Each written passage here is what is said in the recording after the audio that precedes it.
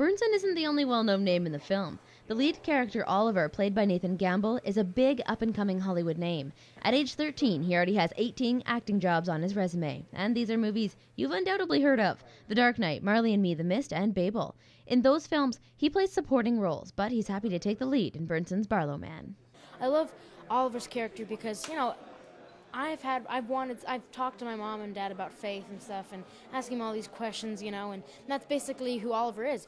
I just turned 13 a month ago. Oliver, in the movie's turning 13. All he wants is answers, and it's really who really kind of all what I want too, Hey, homework? Yep. Gamble is used to working on larger sets and in larger centers. The town of Provost might be the smallest town he's ever seen. But just as the town is happy to be hosting the cast for a few weeks, Gamble is happy to be here. Okay, cut.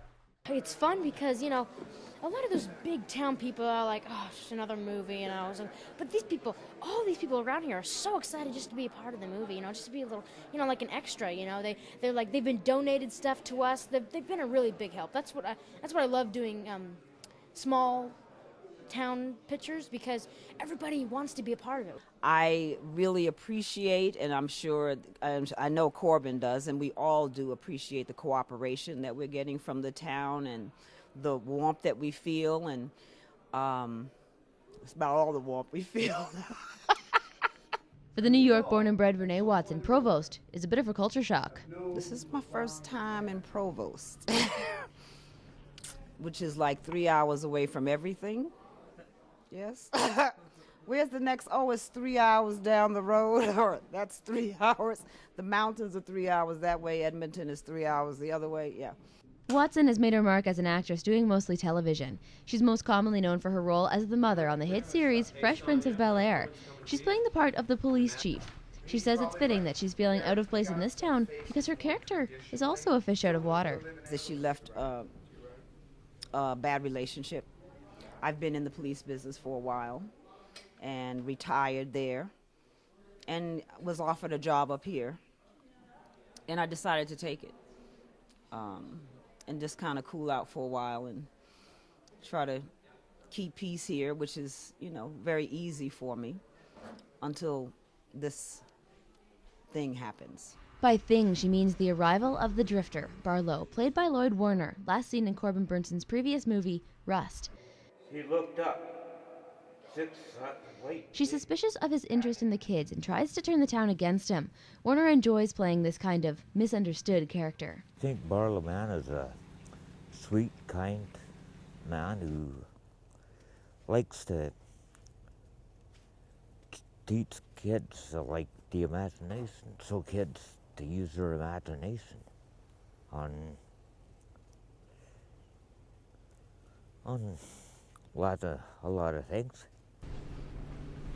Awesome. Thanks.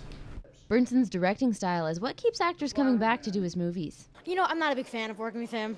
No, Corbin is a great guy, and it really helps me too, because he used to be an actor, So it's really easy for me to, talk to him and talk about the character, because he's gone through this whole process before.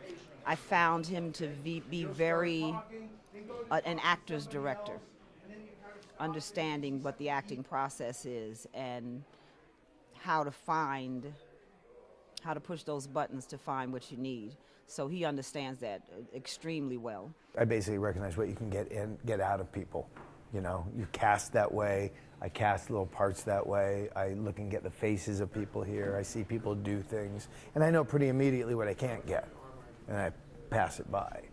He says he's inspired by other actors. He's enjoyed a long career in front of the camera. Burnson first shot to stardom in the 80s TV series LA Law and continued on to hit films like Major League and Kiss Kiss Bang Bang. He says he feels more comfortable now behind the lens on these smaller projects.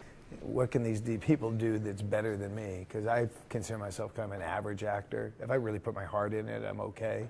But at least I know what it takes, and I know where my shortcomings are, and I see some of those things. I see the part of somebody that's better than me and somebody else, and bring it out. Burnson also wrote and directed Rust, which is also a faith-based family film, but he prefers to keep his faith non-denominational.